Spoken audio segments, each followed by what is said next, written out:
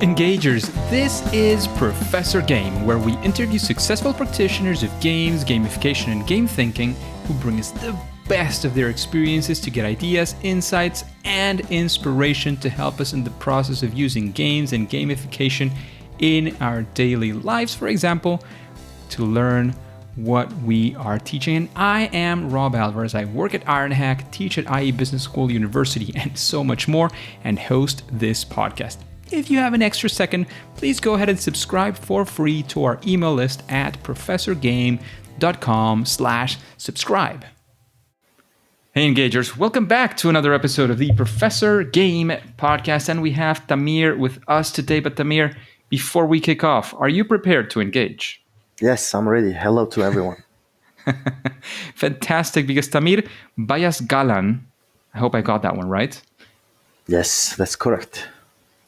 Because Tamir has a bachelor's degree in computer games technology, he has a master's in project management, and he is also a certified Coach D license in Mongolia. And he's a seasoned veteran in the Mongolian pharmaceutical market. In fact, he's gone from project assistant to CTO and CIO between 2010 and 2021. He's also an expert in change management and is officially now football coach and owner of the Kovd Western Football Club. He has successfully implemented finished projects in Workplace by Facebook, business intelligence with Power BI and reports automation, logistics optimization, digital marketing, building a gamified training for pharmacists and beauty consultants, which might get into during the interview, and also on digital transformation. And he has two ongoing projects right now, which are the Football Academy with 6 full-time coaches and 250 kids in training, and he's expecting a third child. So Tamir, after that intro, getting to know you a little bit more is something we always like to do with our guests. So can you tell us what does a regular day with you look like, or what are you doing these days? We want to know you in a bit sort of closer level now. Okay, so basically my regular day would be planning for the kids' football training, which is currently I'm working on. And contacting my other coaches. Sometimes I get invitations from the company to do some training and consultancy about tech. Yeah, that's pretty much my job. And I spend like 20 to 30 hours a week playing games on the PC. So, yeah. And I like that's quite some time. Yeah, I like to travel a lot also. Nice. And like, how often do you manage to travel? Well, since the whole pandemic thing, it was quite difficult. But last time, you remember we met in Berlin? Yes. Yeah, that cool. was when I went to travel to 100 countries. But then after 1 month, the whole world went to blow up in my face. And I went to 25 countries. And I got to see every quarantine in the world. Oh my goodness! Yeah, but at least I still did travel though. Do you consider that lucky, unlucky? How did that go? Well, there was some advantages and disadvantages. Most of the advantages were whenever I was boarding a fast train, it would be only me in the whole cart, and sometimes traveling packages were cheaper. For example, I went to Lomond in Scotland. It's a lake, and it was peak season and it was empty and cheap. So I had my advantages. Wasn't too bad then. Yeah. Nice. And are you planning on getting back to the 100 country target that you had? Well, not at once though. Yeah, Good. Last Thursday, I just landed in Mongolia from Georgia. I went to visit one of my partners from the pharmaceutical company, and yeah, it was a 1 week good travel. And next month, in 4th of July, I'm going to 4th of June, I'm going to Singapore for 1 more week. So nice. Some travel put in. I have to say I didn't travel at all during the pandemic, like zero. I did a couple of, day trips, like traveling by car and going here and there on summer here in Spain.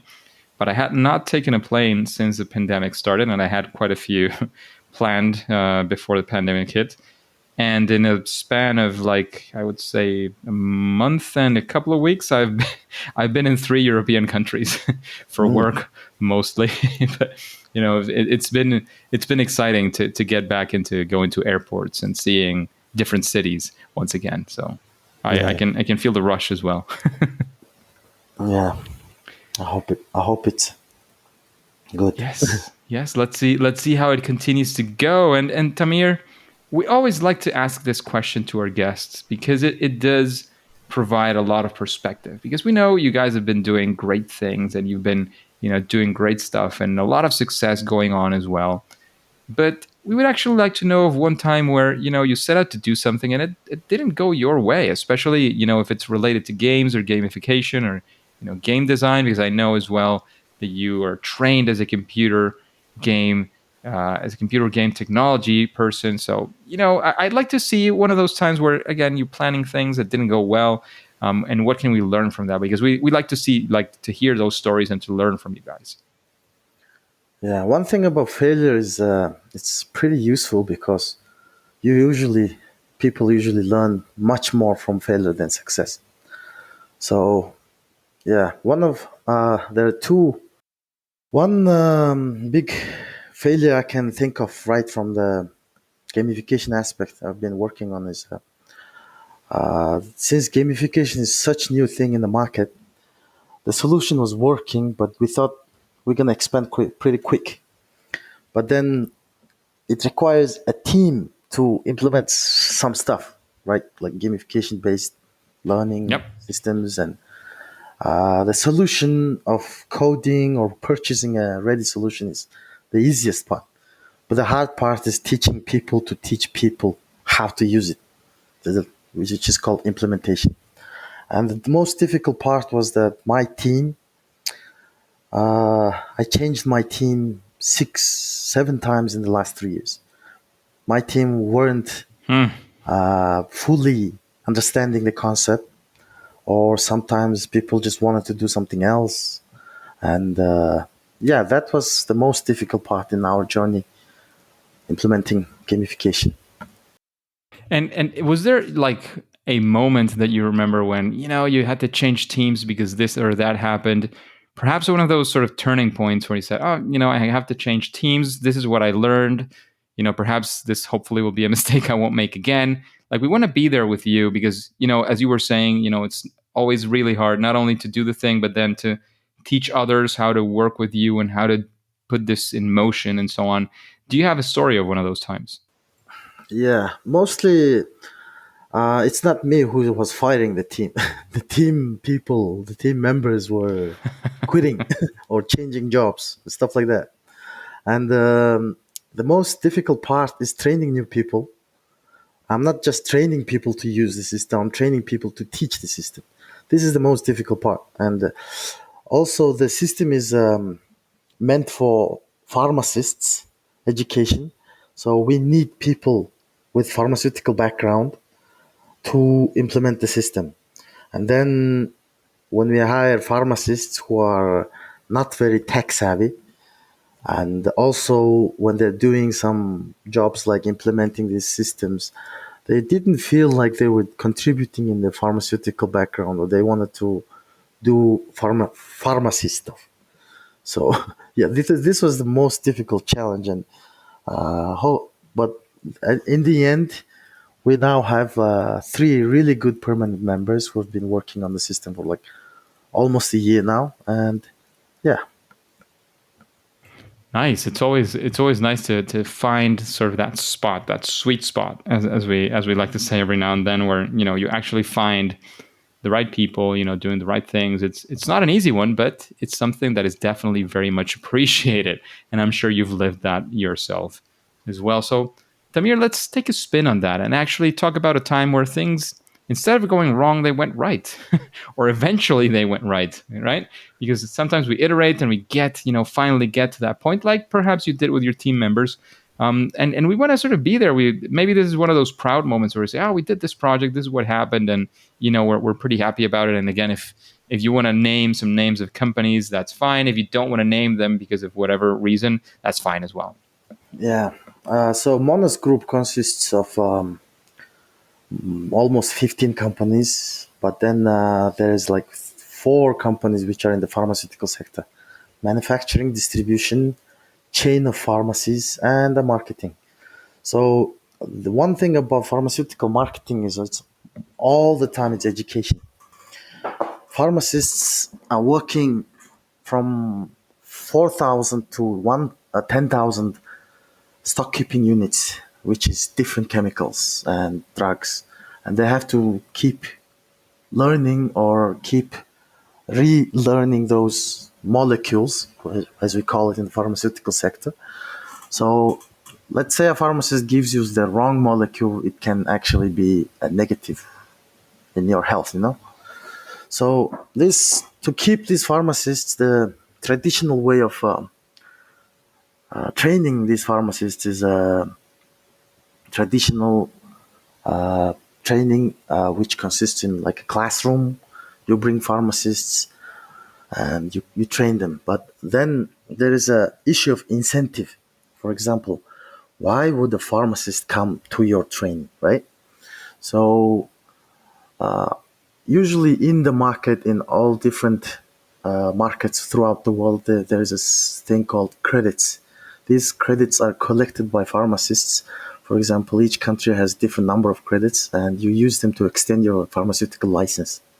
And you earn those credits by getting training with credits.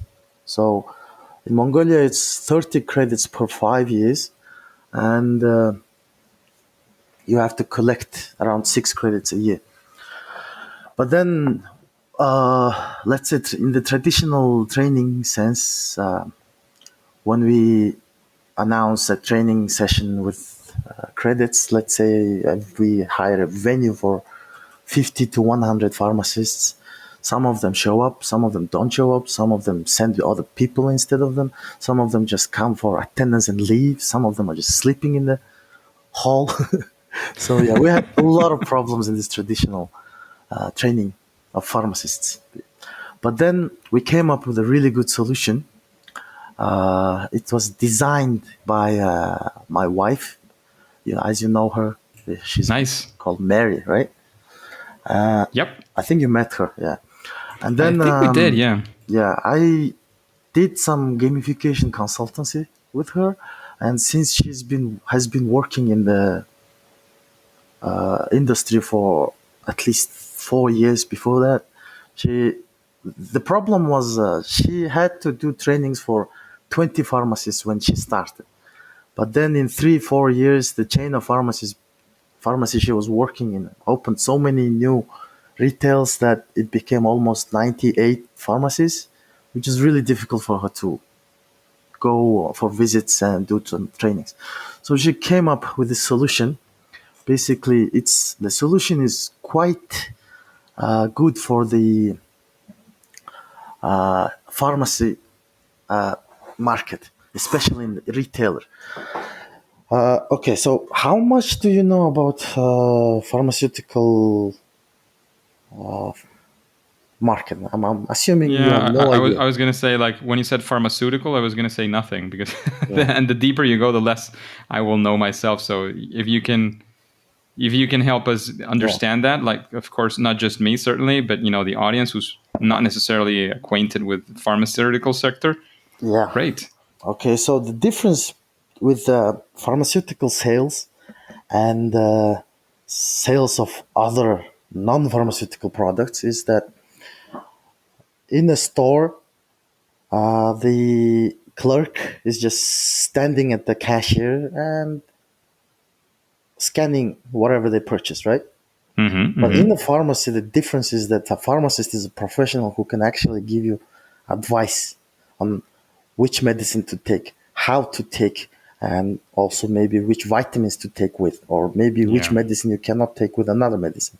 It's So almost like a doctor, but not really, right? I know yeah, here in Spain it's a very respected profession because sometimes you say like, well, I don't need to go to the doctor. I can perhaps drop by the pharmacy and I'll get, I mean, if it's very severe, of course, go to the doctor. But sometimes you say, well, I can go to the pharmacy and they'll at least take a look at me. And if I need to go to the doctor, they'll know and tell me, right? yeah. So basically, there are two types of pharmaceutical sales. One type is through prescription, which is the client goes to a doctor, gets a prescription for a drug, comes to the pharmacy, gives the prescription to the pharmacist, and the pharmacist gives him the medicine. That's one way. A second way is through a suggestion of the pharmacist. Let's say you bring a prescription for antibiotics and you get the antibiotics, then a pharmacist might suggest you some tablet for I forgot the word. Well, when you take too much antibiotics, you have problems with With your stomach, usually, right? sometimes stomach, sometimes mushrooms. What they call it, mushrooms. It's type Ah, okay. Yeah, yeah. Fungus. fungus. Yes, fungus. So he might suggest you some bacteria for your stomach, or he might suggest you some antifungal treatment, right? And then, if a pharmacist suggesting you to purchase this extra product, in 99% people purchase because, do you know why? Maybe you kind of care about your health, I guess. And you Because the trust the pharmacist pharmacist. is wearing a white robe like a doctor, and you Ah, automatically trust this guy. Yeah. smart. Yeah. So the key is to incentivize these pharmacists to get suggest more products whenever a person comes in. It's called Okay. how It's a many sales SKUs pitch. per bill, to increase the number of products of every bill. Got it. Yeah. So to incentivize this, there's many different methods. For example, some pharmacies give extra bonus on sales. Some pharmacies give extra bonus on depending on how profitable the product is, like a percentage of the profit. And in some countries, it's actually illegal to give sales bonuses to That's pharmacists. that's what I was gonna say because it's a sticky problem, right? You Yeah, can't just say, oh yeah, the more that you sell, the better, because you could be selling things that are not appropriate, and it's about health, so it's kind of yeah, delicate as well. that's a question of ethics. So, Small question here and there. yeah. Also, there's a problem with the product is that, for example, how many different brands of chocolate do you know? No idea, but Hundreds, plenty. right? Yeah. So, same situation in the pharmaceutical market. For example, let's say in one pharmacy you will have 5 or 6 different brands of paracetamol, right? How do you choose, right? Yeah, how do you choose? Depending on the price, depending on the quality, depending on the manufacturer or local manufacturing or top manufacturing. It depends. So you you want to have that pharmacist to be selling your brand, right? Yeah. So you have like 5 different competitors trying to sell the same product in one pharmacy. So sometimes some pharmacies, marketing people offer cash to incentivize their products. Sometimes they incentivize holiday trips, vacations, and or sometimes even Okay. presents, such as let's say if you make our plan, we will give you, let's say, washing machine. It's an example. Okay. So well, our what our system does is that we it's all online. It's on the mobile, a smartphone, and it's basically a chatbot. You give them a product information, a brochure, or some kind of digital poster about the product, and as soon as they read, we give them a quiz. We started off with 15 questions, but then 15 was too much, so we had to decrease, and we found out that the optimal number of questions was 6.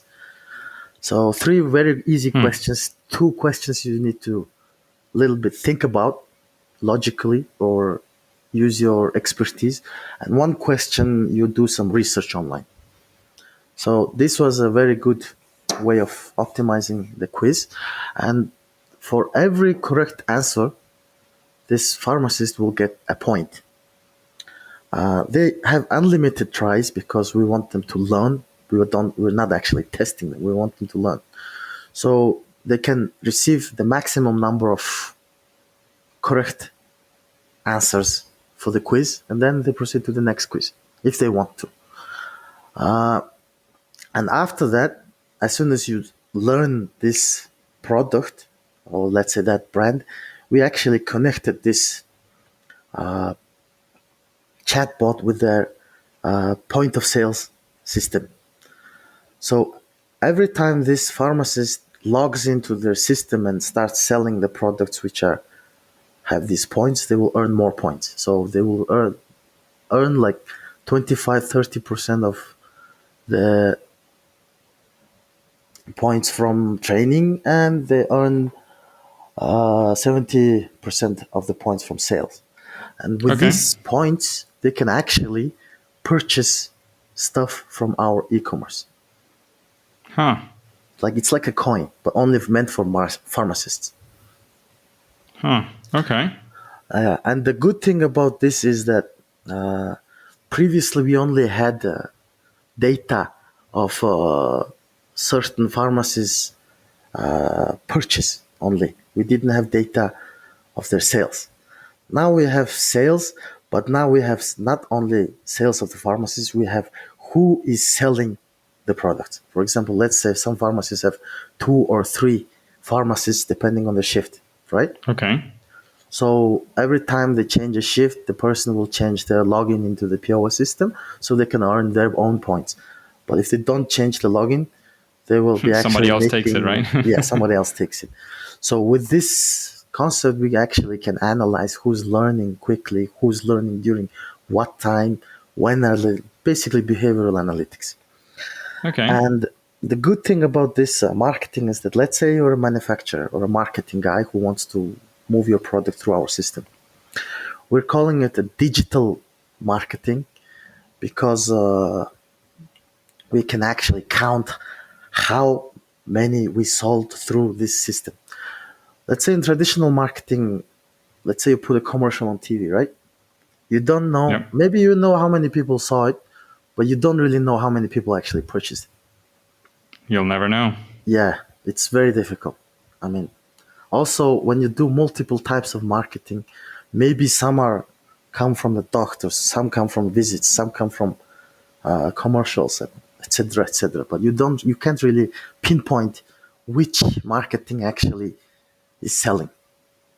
So with this marketing, we can actually count who's selling, how many is selling. So let's say you're a marketing person, you will pay us depending on how many points you distributed, for example.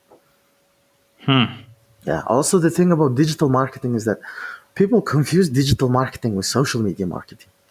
When we say digital, people always think computers and such, but it's not actually computers. Digital marketing means digit, the word digit, right? So it's comes from the word digit, and digital marketing means marketing which you can count. Okay. Yeah. So it doesn't have to be on the system. Okay. Interesting. I never thought of marketing that way, actually. Yeah.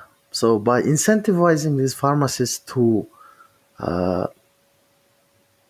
suggest a product, it works like a charm. And first we started with actual cash, but the problem with the cash was that you always have different competitors who can outpay you, Yep. And whenever these pharmacists have 3 products, same products, all of them promising cash to them, they always sell the most, the one highest bidder. which is highest bidder. Yeah, they don't sell the others. But when you have like points, like let's say one product has 1 point, the other product has 0.5 points, maybe one product has 0.1 point, then they're selling them all of them. Okay. Which is quite good by replacing these points with replacing the cash with points. Well, we took that from the casino game industry, the idea. Yeah. So Okay. this system was originally developed. The whole concept is a very original concept, and with this concept, one of our successes was that we started off with 60 pharmacists, and it picked up really quickly. Hmm. And then in 1 year, we had almost 350 pharmacists. And then we had a problem with the system because it was in-house development, but we're not actual IT people, so we didn't have Okay. time to update or fix mistakes. So we had to find a similar solution which we can implement. So this is why I went to the Gamification Europe in Amsterdam to meet some providers, and as you know, I met Munch Self-Driven, and we Yes, purchased sir. purchased their system, and it's currently working with us. And also, one of the big success was that I made a presentation in the Adam Smith Conference in Moscow. It's a conference for former socialist countries' pharmaceutical industry. So Okay, very almost, specific. Those are the best ones, yes, right? as in, no, it's more like almost 50 countries come attend this conference. And I Yeah, but made it's a, specific in the sense that, it's not just for everybody. It's, for the people who are really going to be interested. So yeah, that's it's in that's what the, makes it actually a lot better than just any conference going. Like, oh yeah, I went to this or that conference. It's yeah, never going to be as good as the conference. Like, this is the conference for you, right? yeah, it's a specialized pharmaceutical conference. Yeah. And I put a presentation of my case, and then many people in the market actually loved it. And Nice. from different countries. So we made some actual appointments to visit their countries, how to discuss about how to implement our system in their markets. And I went to Kazakhstan and Kyrgyzstan. We had some meetings Okay. there. The people loved it, and we were about to start in 4 months prior to that. But then the whole pandemic situation started. Uh, Yeah, so it's a little bit delayed, but anyway, people love it. And we've seen some other people actually trying to copy our concept into different markets, such as in that happens. retail, That happens. chain retail, not pharmacist, but different retails. And it failed, really, really failed because, first of all, they have no idea how to implement stuff, systems. Second, the solution is specifically meant for pharmacists. And Hmm. yeah, stuff like that. Yeah, that makes sense. That makes sense. So, sounds like you had plenty of success with that solution. That's Yeah. nice. And also, the second big success was that this is the digital part. Not the digital, this is the online part. Okay. Also, we have events, training events, but it's gamified. For example, instead of Okay.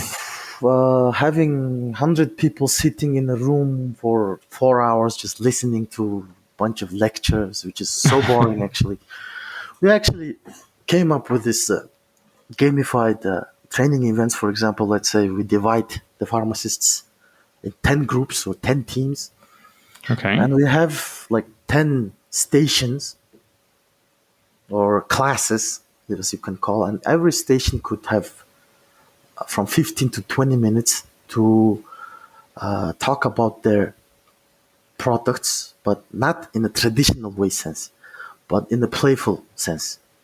Maybe Okay. distribute points depending on right correct answers, or maybe make them play some games, some puzzles, or some logic which requires expertise of a pharmacist. In a way to keep them happy, also we give them some booze. And the good thing about That is also that, works, right? yeah, Every now and then. yeah, and the good thing about this is that we actually know who's learning, who's not learning from the actual points they received. And in the end, these marketing people who are renting the booths from us, they actually can make sales on the spot, for example, through our B2B e-commerce system, for example. Got it. Interesting. So on these events, the people who are renting the booths can actually calculate how much they have sold, or they can count how many people actually learned their product. So it's still a digital marketing, but then everything is offline. It's accounted for. Yeah. And this was a huge success also. Also, one of our events was quiz night. The good thing about quiz night is that when you have normal people playing quiz night, it's just for fun, right? But when you have quiz night for professional pharmacists, it's not just for fun. It's for actual. Everyone is trying to be better than everyone else. It's really competitive. Okay. Okay. Interesting. Interesting. It sounds like a good one. And these events, offline events we did was that, for example, let's say if you want to gather 100 pharmacists and bring opinion leader, do some coffee break, the venue, the rent, everything. Let's say you pay around $6,000 to $10,000 per event. But then Okay. when you have this event, our gamified event, you have 10 vendors who are actually sharing the cost. Okay. You understand that, right? You have 10 competitors sharing the cost for one venue. So let's say you're a marketer, you will pay 10 times less than you actually than a traditional event. So this is a win for everybody. Got it. Cool. Yeah. And Sounds every good. time we do an event, our price keeps increasing and increasing because getting more demand. Yeah. Sounds good. These are Sounds very good. Well done. successful stuff we've actually done in 3 years. Well done. Just a quick break before we continue with this episode. If you've been enjoying this podcast, I would really appreciate if you share it with your friends and family and on social media. On Twitter and Instagram, it's at RobAlvarezB and hashtag ProfessorGame, all one word. And in Facebook, you can find the Professor Game page. Thanks in advance for your engagement. So, Tamir, we've been spending some time, talking through success and failure. It's always good to learn from both. However, I'd like to know if there's any, I don't know, you've mentioned many things, but do you think there's any sort of best practice, any sort of quick tip that you'd say, well, when you're doing gamification, always remember this thing and you'll at least have a better project in your hands? Yeah. The best way to do gamification is if you're a newbie, let's say if you're starting in the gamification field, don't invest too much or don't invest too much time. Just make a prototype, try it out on the field, make sure if it's working, then you maybe proceed to more investment. Because when people think game, it's gonna just pick up really, really fast, but then it's not the case. Usually when it comes to these professional pharmacists, they're always so serious. And it doesn't go that quick. I mean, you need to make sure that your system is working on the actual field. And second one is that there is so much research it can be done, like best practices or best mistakes, best failures. You can find all of those things from different gamifiers in the different markets. You can learn a lot from them, especially the Gamification Europe Conference. It was very useful for me. Yeah, it's very informative for sure. Yeah. It's a good place to sort of meet other people in the industry doing things potentially like what you're doing or potentially completely different, but that are sort of in the same vibe or in the same mood as you are in many ways. It's a good place for that for sure. Yeah. All right, so Tamir, very big question now. After hearing these questions, we've met before, so we kind of know each other as well. We've seen each other in conferences a few times. You kind of know what the podcast is about, and you now know some more because you were interviewed as well. Is there somebody that comes to your mind, somebody that would say, oh, yeah, I when you were making these questions, I thought that maybe this person would be good at answering them, or I'd be curious about hearing what they say? Is there like another potential guest for Professor Game, perhaps? You want me to invite someone else? Or suggest somebody else that we could look for? I'm not sure. I'm pretty sure everyone I know in the industry, which I've met and I respect, have already had them in your podcast. So I've had quite a few. I can't say no to that one. yeah. So I can't answer this question so quickly. I have to think about Okay. it. Yeah. Okay, think about it. Maybe we'll come back to it before the interview ends. Sure. And in the same tone of recommendations and thinking about, things that come to your mind at that point and in your gamification journey, of course, is there a book that you would recommend the engagers to read? Yeah. Uh, the main book I read it was like my Bible when I was doing all this. Uh, it's not a book about gamification. The book is about data Okay. governance. Huh. How to organize your data, how to manage your data, how to keep them updated, how to keep them clean. Yeah, this was a very Okay. useful book. So, data governance would be a very, very good book, especially when you're designing this gamification stuff. Data governance. That's the name of the Yes, book. yes. I Okay, forgot the got it. author. Got it. We'll put it right Sometimes, down yeah. there. Sometimes I open when I'm stuck with some data stuff. I just look through the table of contents. It gives me a lot of insights. Best practices. Sure, sure. And again, we talked about other people. How about talking about yourself now, Tamir? What would you say is your sort of superpower? That thing that you do in this world of gamification, at least better than most other people. Okay, so one of the things my I'm really good at is I'm good at coaching. I picked this I picked up this skill in the last 2 3 years, as in seriously. Previously, I was just coaching just to do my work, but then I noticed that I was actually really good at coaching, so I started improving this skill of mine, and I did some research at my Okay. ancestors.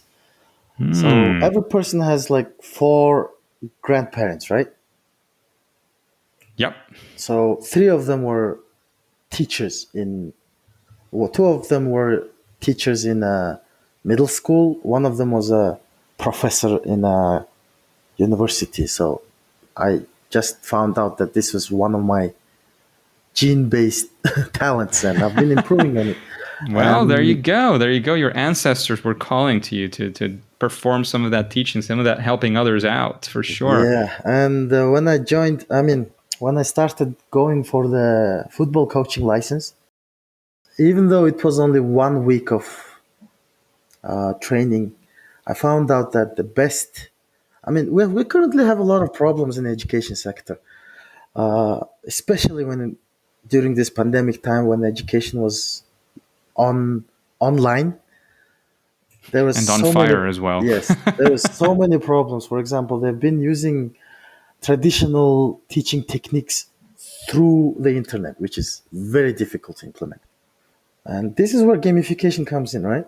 And I've been doing research that who is doing modern type of training, best type of education, and I found out that it's actually FIFA.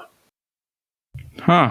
Yeah, FIFA. They have huge contents, educational systems, educational, and when they're teaching, they're actually letting those people who are learning do it on practice, on training. You can have multiple ways of career paths. You can become a coach, you can become a referee, you can become a manager, and so on. It's very good. I would suggest learning how to coach kids in the football team would be a very useful skill in terms Big of skill. coaching anything. Coaching Big anything, skill. Big Yeah. skill. There you go, Tamir. And this is probably one of the most difficult questions, but this one you do have to answer it on the spot, Tamir. I'm going to put you on the spot here. What would you say is your favorite game? Oh, there's so many. Of course, number one is football. Well, there you go, football. Yeah, and when I was a student, I was actually a cyber athlete, and then Oh, when I after wow. graduated, I just dropped it. I was Well, actually a we, very we, we good get to player be a in bit Counter old Strike. after what is it, 23, 24? You're kind of old for cyber sports? Well, with age usually comes experience, and you become more. Coach. No, not coaching, but Really? uh, let's say let's say some sports like Counter Strike, right? It's actually 5 versus 5 chess. People think it's an action game, but it's actually chess. But when you have like older players, maybe they're not as reactive as the younger players, but they actually can lead the team. They can read the opposition, where they're headed, and stuff like that. Yeah. Yeah, that kind of happens as well with very, very, very talented football players, right? Like you get people like, especially the Italians, who tend to be like the top notch players tend to be like spend more time in the sport. Like Buffon, he didn't have the best reflexes, but he was very good at sort of predicting what the people were going to do next, and that's what led him to be very good. And Pirlo as well, who was Yeah, Italian. Pirlo, one of my favorites. Yeah. But yeah, those are very, very hard to come by. Yeah. Very, very hard. I found those two examples. I know Ronaldo, but he's an absolute beast physically. Most people don't get to his age, which is actually my age as well, in that sort of physical form. So those are the kind of freaks in the best of ways, right? Yeah. I try a lot of games just for the research, just to see how they applied gamification, and it's Yeah. fun. Yeah, of course. So Tamir, thank you very much for investing this time on it. Is it still Sunday for you, or is it already Monday? It's already Monday for you, right? I just came from Europe. I've been having a jet lag, so I couldn't sleep for the next 2 hours anyway. Got it. So you're still kind of in a Sunday, but physically on a Monday. Yeah, yeah. That's what it sounds like to me. So thanks again for investing this time with the Engagers. I don't know if there's any sort of final words you want to leave with us. Of course, let us know where we can find out more about your work before we say that it's game over. Yeah, I mean, I have so many things I want to talk about, but I'm not sure if we have enough time. So I'm gonna just say my last thing, which is in today's market, right? It doesn't matter which market. Doesn't matter if it's pharmaceutical, business, education, or whatever. Let's say you're providing a product or you're providing a service, one of them. The thing about current market is that if you make a product, let's say yourself, or you make a service yourself, the all the products and services on the market are so developed that if you're working alone, you can't actually compete in this difficult market. You need to have a team to actually have a good product. And also, customer is king, right? Have you heard this term before? Customer is king. Yes. Okay, so now this term is wrong because customer is not king anymore. Customer is a Queen, maybe? traitor. They always go for somewhere else or whoever is providing better service. No, loyalty. Yeah. Customer is not loyal. Customer is never loyal. This is the new term. So instead of giving the customers some discount, it's better to give bonus to your salespeople. It works much better. This would be my last word, I would say. Sounds fantastic. Thank you very much, Tamir, for investing this time today with the Engagers. Spreading some of that knowledge, that experience that you've had as well with gamification. But however, at least for now and for today, it is time to say that it's game over. Thank you. GG. Hey, Engagers. Thank you for listening to the Professor Game podcast, and I hope you enjoyed this interview with Tamir. And if you're curious about something, there's this question going around your mind that you haven't found an answer to, or maybe you have found one answer you want more, how about you go to professorgame.com/question and ask that question. And if it is selected, and you have pretty good chances, I have to admit, it will come up in a future episode and you will get your answer live with a guest who is actually able to give you a good answer. So, it's for free. For sure, it's easy to do. Just go to professorgame.com/question, ask that question, and you'll get an answer live on Professor Game. And before you go on to your next mission, remember to subscribe or follow. That is for free on your favorite podcast app. And listen to the next episode of Professor Game. See you there.